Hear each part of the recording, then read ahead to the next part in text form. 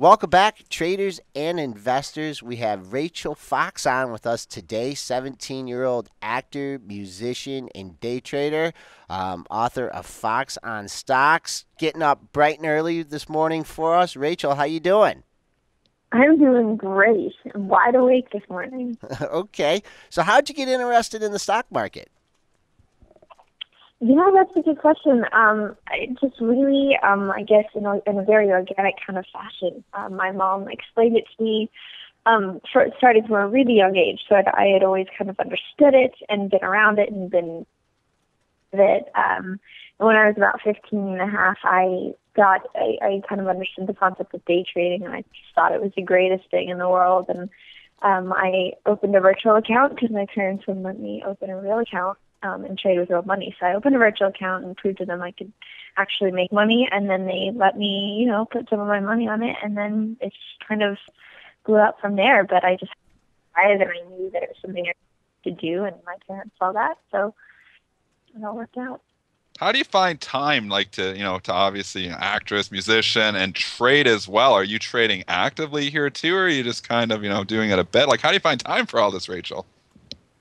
Well, luckily, I'm usually not playing music or working on set or not always working on set at 6:30 in the morning. So I definitely always have a nice block of quiet time where I can trade, and I can make sure that I dedicate time for that. And then, everything just kind of you just make it work. You just make it fit in. There's actually a lot of time in the day, believe it or like. I mean, I find that there's a lot more time than I used to think, and that you can really just fit in everything that you want to fit in if you really want to do it badly enough and just figure it out. So you'll take a look at the market, you'll put some positions on, and then you'll Mm-hmm. go to your. I mean, do you have to? Are you going to school too? Are you homeschooled, or do you already take care of that stuff? Well, I actually I already took care of that. I was homeschooled for a little while, and then I just finished early. Okay. All right. So what do you like to trade? You trade primarily stocks? Yes, I trade. That's actually all I trade at the moment, just stocks. And I actually do. I dabble in a little bit of options, but mostly like iron condor spreads and those kinds of things. Okay. So you must have heard Nick on talking about some of his strategies. So how did you learn about that? I mean, you said you learned a little bit. Your mom was interested in hmm it. Did you hmm read any books? Did you take any classes? Did you have a mentor? How did you learn about the markets? The only book that I really well, I guess it's not true, but the kind of the first book that I read on the market was called Understanding Wall Street, and that was something that my mom actually was trying to get me to read when I was really, really young. And that was kind of my first book into the stock market. And then since then, it's been a lot of online reading and online research and reading blogs and just gathering information, kind of cherry picking my information here and there. And it's just all come together to form this bout of knowledge that's allowed me to trade. Now, which stocks? Is there specific stocks you like to pick on there, Rachel, or are you just looking at the whole universe? Which stocks do you like to trade? It's honestly, it's weird, but I trade a stock usually, and then I'll let it go, and I won't really trade it again. Oh I'll yeah. just find random different stocks. I'll look around, and I'll see names that I haven't seen before, and I'll take a look. And if volume's good, and if the numbers are good to me, then I'll go ahead and trade it. And then I won't ever trade it again. Sometimes I go back and do retrades, but usually I'm just moving on to different stocks. I think it's a mental thing. I think it's just a mental block. So What if about your time frame on these trades? Are you going in there short term, like as day trades, or are you looking more longer term, like week to week? Like, what's your time frame on some of your trades? I do mostly day trades and then some overnight trades. There's a couple day trades, but nothing really longer than a week. I don't really see out past a week. I just kind of keep it in the intraday. so what kind of charts do you use? Good question. I use daily charts or I will go out and look at like weekly charts and then like 60-minute charts and then 5-minute charts. I try to look at all of them, and then I use all of the regular indicators. I just take a really broad look at everything. and then I get really focused on one stock and then just trade it. Do you trade both sides of the market? Are you as willing to short a stock as you are willing to buy it? Oh, definitely. I think I actually short more than I buy. Okay. There you go, Joel. That's their kind of girl there. So playing the short side of the market. I can remember like back in 2001 when I was trading. I don't even know if I had a long the entire year. I probably made like 50,000 trades that year, and it was always like that was when the tech bubble was bursting, and it was really good to play from the short side of the market. So you always got to be able to obviously go both ways there. Do you look at risk reward ratios at all? Like, do you kind of go and get like a target and say, well, I like this stock at $25 and I think it could move to 26. Are you setting it up that way, or like how do you set up like a whole risk reward? Well, I always make sure that the reward is at least double what the risk is at the least. And then I try to make it, the ratio like maybe 1-to-3 or a 1-to-4 even, if I really, have a good trade. But I have an entry, I have a stop, and I usually have a target of exactly where I see it going. I just think that that's part of risk management, and it's extremely important. Okay, Evan's popping in here, and we always ask traders this. Do you remember your biggest winner and your biggest loser? Yes, I can definitely remember both. Actually, my biggest winner just happened just last Friday. Just kidding. I got out yesterday, and I made nearly 30% on this one trade. What stock was that one, if you don't mind us asking? That was I don't know, you may have heard of it. It's around the $10 stock. It's SGMA.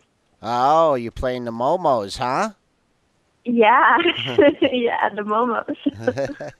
Yeah, and SGMA, we're pulling that up here. What was your strategy on that one? Good question. I saw it was oversold. That had a huge pop yesterday. I remember it being oversold, and I remember it having a lot of good relative strength, and it just had a lot of power. And it was above the 200-day moving average, and it just a lot of technical things about it lined up.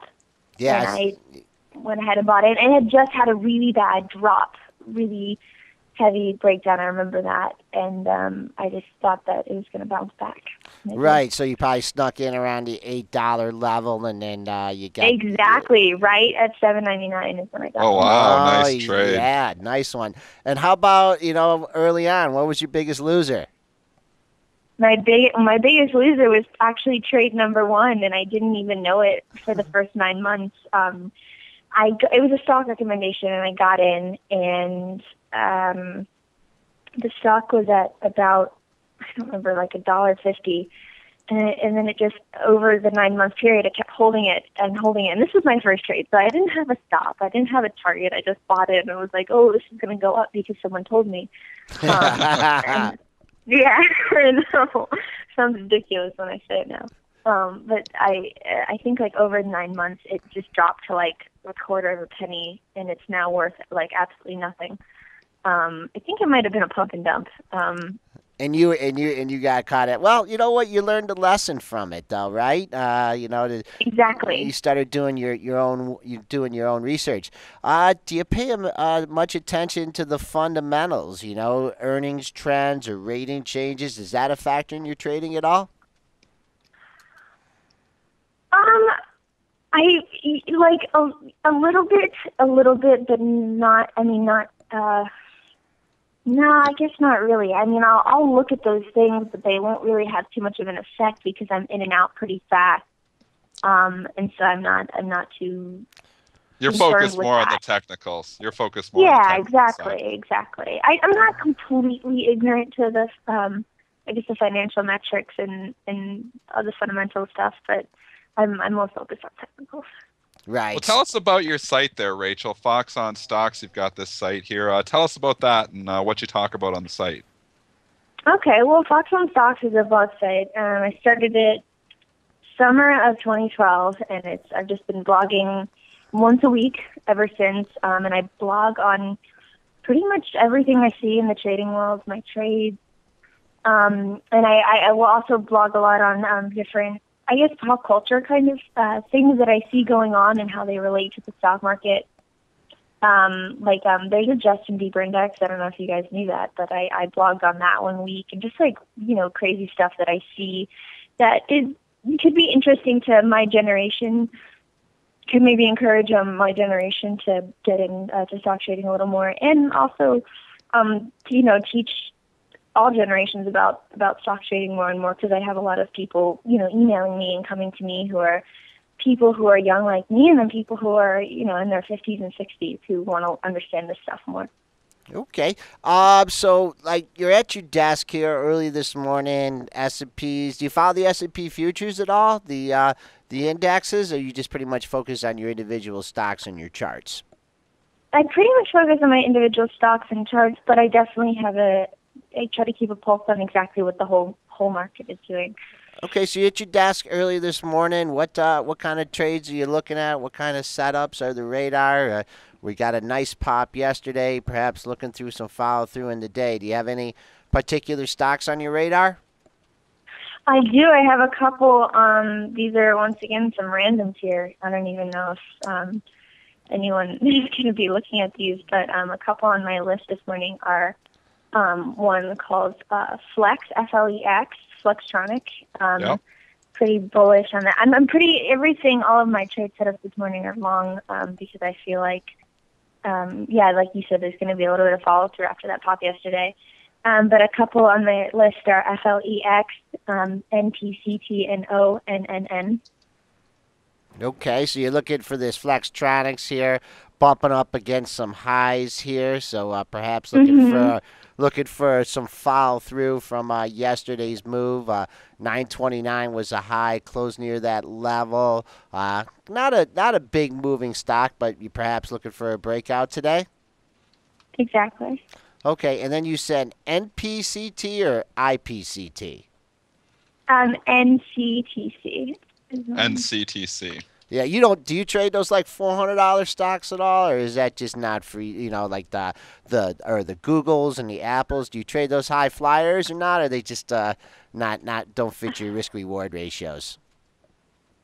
I look at them sometimes, and I definitely keep track of them. I have yet to ever trade Apple. I have not yet traded, or Google, actually. I've never ever traded one of those two, but I watch them all the time, and I always am hearing people speculate both sides on this one and that one. I think that's what kind of keeps me back a little bit is all of the heavy speculation. While it's good, because trader sentiment is important to a stock, it's crazy to hear both sides on one stock, and then it's hard to know which side then people figure out what you think. So there's a lot of banner in those stocks, so it's good that exactly. Yeah, that you pay attention to your own analysis. So you're also a musician, right? So what instrument do you play, and who do you like? Are you a Miley Cyrus fan, or who do you? Actually, yes, I love Miley. I love her new album. I think it's fantastic. That's not the kind of music that we play, but I definitely have a high respect for, I guess, all music. I play guitar, and I sing, and my band is called No Babies, No Bullets. And my favorite bands, my number one favorite band is probably Led Zeppelin. Oh, really? We got how about that, Brentster? Yeah. We got a Led Zeppelin. Oh, man. Rachel, you were raised right there. You like Led Zeppelin here, so that's great to hear. Evan's popping in with one other question here. Do you have a favorite movie related to the stock market? Have you seen The Wolf of Wall Street, or do you like those kind of movies? I am the only person on earth who has not seen Wolf of Wall Street. And Me too. I'm killing Me too. myself because Me too. I know it's ridiculous. Everything about that movie is beautiful and amazing and great, and I haven't seen it yet, and I don't know what I'm doing. I have to get to the movies ASAP. I haven't been to the movies in months, but You're too busy. You're too busy trading and everything else and working.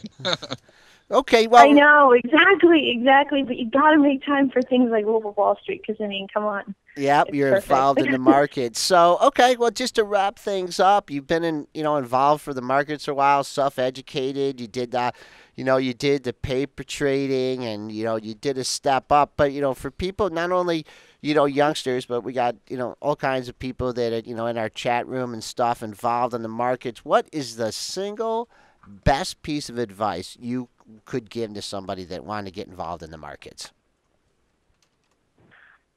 Learn how to be fearless. Learn how to Ooh, be very, very careful, but fearless at the same time. Be very planned and focused and specific when you trade or invest, but be absolutely fearless. Trust your gut, because I think the worst thing is to say, Question man, I yourself. could have done this or I could have done that. Just get into something, set your stops or watch it closely, do whatever, but just get in. And it's hardest to kind of take that first step and get in, but just be fearless and do it. You got to That's the trust best your advice. instincts. yep, Yeah. you gotta be in it to win it. So okay, Yes. well, hopefully you're gonna do some movies here in Detroit or something, or be involved in the area. Maybe bring your band out to this area. We'd love to have you in the world headquarters of Benzinga and have you on as a guest Yeah. on the show. Thanks a lot for getting up early this morning, and good luck with your trading. And we'd like to have you back on again. Thank you so much. Okay. Thanks, Rachel.